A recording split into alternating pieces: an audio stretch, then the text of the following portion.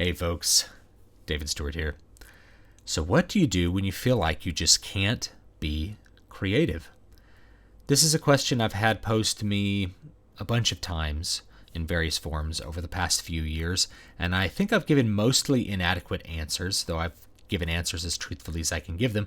So I'd like to give a hopefully more adequate answer tonight that involves some things that I've put into practice in my own life, particularly recently, that have definitely helped adjust my mindset and help me to move forward with all of my goals.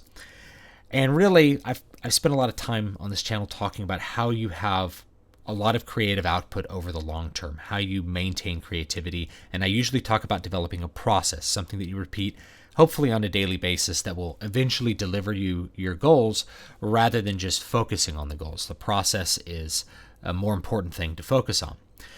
But sometimes you get to these points in your life where your creativity, whatever creative energy that you use, that you tap into to do whatever you're doing, it could be you're writing a book, or you're a musician, or it could be that you're an entrepreneur and there's a lot of creative energy that goes into business, software design, graphic design. There's so much creativity that's involved in our economy and in probably the work that you may be doing, that sometimes you enter parts of your life where you feel like you can't draw on that creative energy, that spontaneous set of ideas that fly into your mind and help you to create something new and different and original.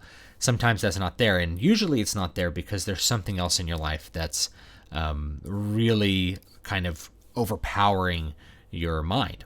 And certainly that's been the case for me a few times in my life, and figuring out how to get past those has been a big difficulty.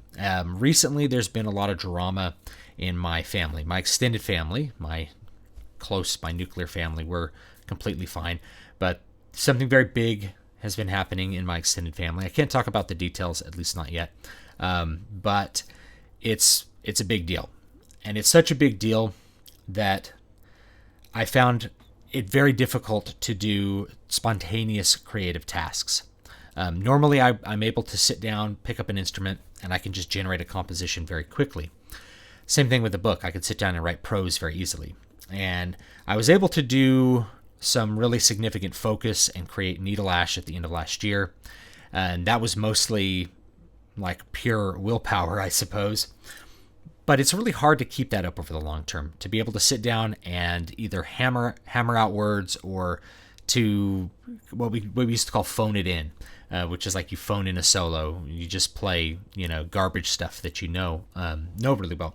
So without having to phone something in, without trying to do something that you're passionate and creative about, that gets really hard after a while. And this is something that you deal with the long game. Whenever there's a big change in your life, usually your process becomes very disrupted.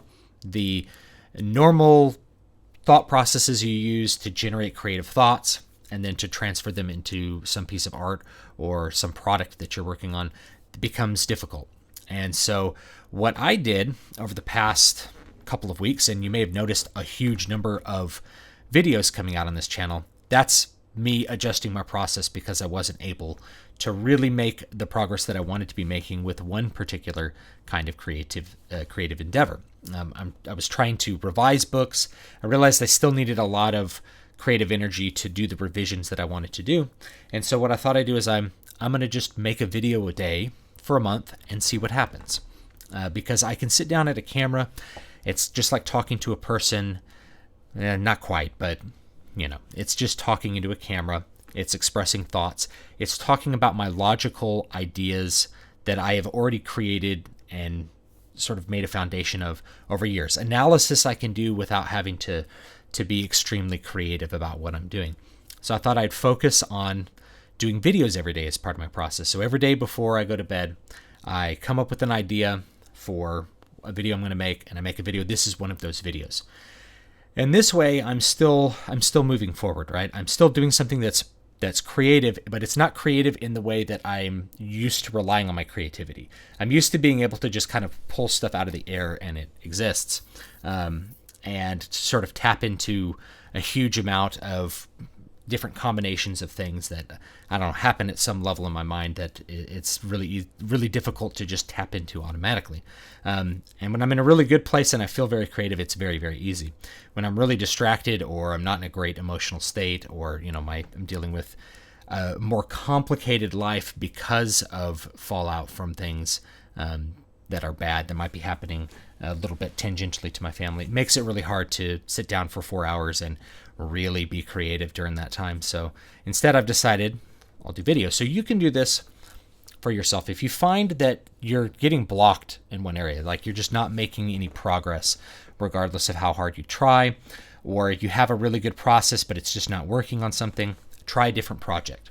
So and most people are like, you can't just abandon a book. If you've already finished your first book, it's okay to, if you feel like you're not making headway on one book, try the next project and maybe it'll be easier. Or instead of focusing on writing the book, work on developing your website. Design a website, write some content for it, write book reviews, write those sorts of things. If you're an author, that's going to help your career and help your visibility online.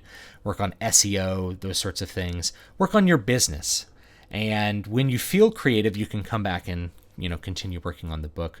But find something that you're doing every day that's contributing towards what you're trying to do overall as a creative person. If you're a visual artist and maybe you sit down and you just can't visualize what you want, go back and revise something you already did. Add color, add color to a drawing you did, or ink it, or maybe do a different iteration of it. Sit down and do something else that doesn't require the same amount of creative energy. And you're going to be the best determiner of what that's going to be. If you're a musician and you just can't come up with any ideas for your next piece, then it's okay to just practice scales, or just practice another piece that you don't know that much about.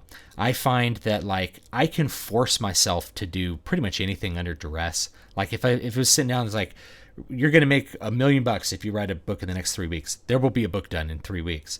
It may not be my best, and I may not feel super creative and passionate about writing it, but I can get it done.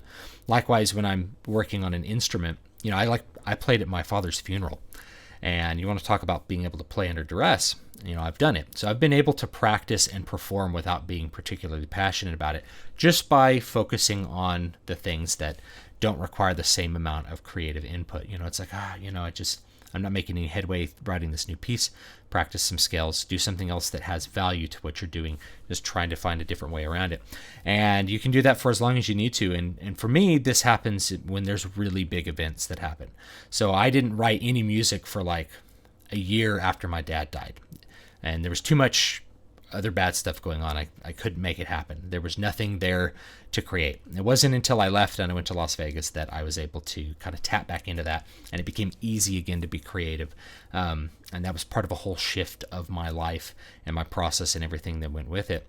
But I was still able to perform on the guitar, and I was still able to practice. I was still able to do whatever I needed to do to make my living. I was still able to show up to work and teach students, but they needed to know about the guitar and about music. So I was still able to function and do a little bit of progress. But I didn't think about it in these terms at the time.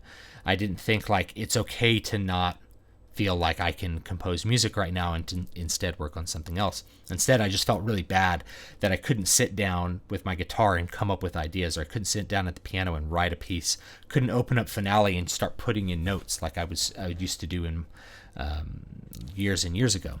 So anyway, that's my advice, I guess, for this particular video.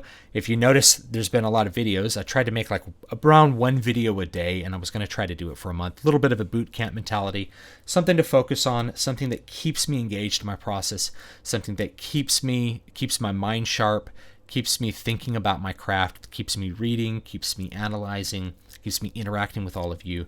It's still making a positive direction, even though I don't feel like I'm able to make a whole lot of headway writing. Now, I've still done some writing in that time, of course, because at different times you feel like, oh, I have an idea, I feel good, I can sit down and do it.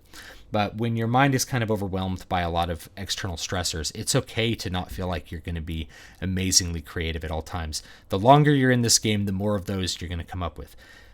People die, divorces happen, people get sick or have very, very big illnesses. Other kinds of drama happens.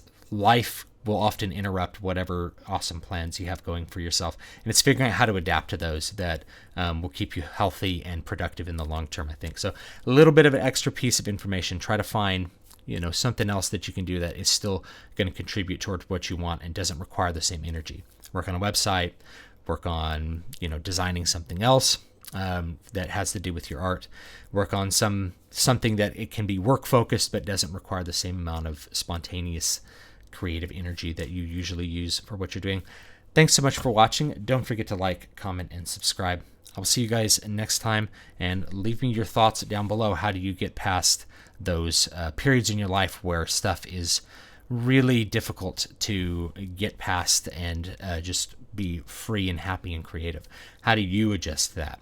I'd like to have more different ways, right? Because the way that I think about it's not the only way. You have to figure out your own process for yourself as well, of course. So let me know, and I will see you next time.